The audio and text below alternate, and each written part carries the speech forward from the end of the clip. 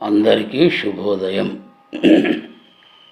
ఈ ఉదయకాలము దేవుని వాక్యాన్ని చదువుకుందామండి.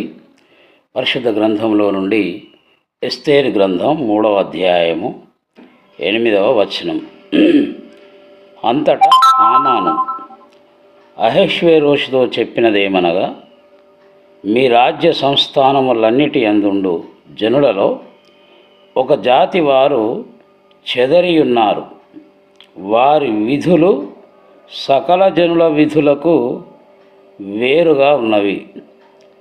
వారు రాజు యొక్క ఆజ్ఞలను గైకొనువారు కారు. కాబట్టి వారిని ఉండనిచుట రాజునకు ప్రయోజనకరము కాదు. గమనించండి ప్రియులారా, ఆనాడు అహష్వేరోషు హిందూ దేశం మొదలుకొని కూషు దేశం వరకు అనగా 127 సంస్థానములకు అధిపతిగా ఉండి పరిపాలిస్తున్నటువంటి దినములు అవి. ఆ దినములలో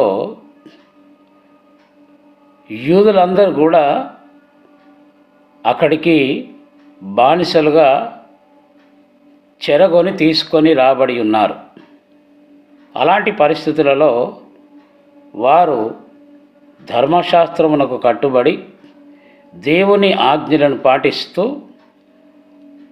ఆ దేశంలో ఉన్నటువంటి పరిస్థితులకు ఏమాత్రం జడియక భయపడక దేవునికి మాత్రమే భయపడి వారి యొక్క ప్రత్యేకతను లేదా వారి యొక్క పరిశుద్ధతను కాపాడుకున్నట్లుగా మనం చూడవచ్చు. ఇక్కడ హామాను అనేటువంటి ఒక కుట్రదారుడు రాజు దగ్గరికి వచ్చి ఇస్తున్న సాక్ష్యం ఏంటంటే, మీ సంస్థానములన్నిటి అందు కూడా ఒక జాతి వారు అంటే యూదా జాతి వారు చెదరి ఉన్నారు.